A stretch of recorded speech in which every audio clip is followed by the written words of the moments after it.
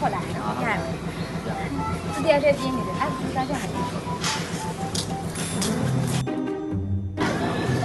အကို Facebook ကောက်အဲ့လိုက်တယ်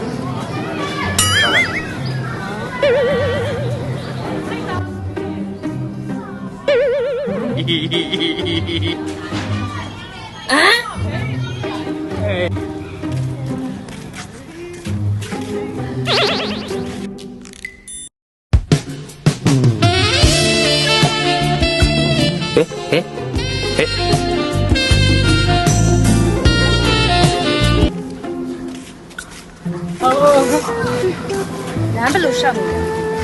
သူတို့နေရာမသိဘူးစားကြတယ်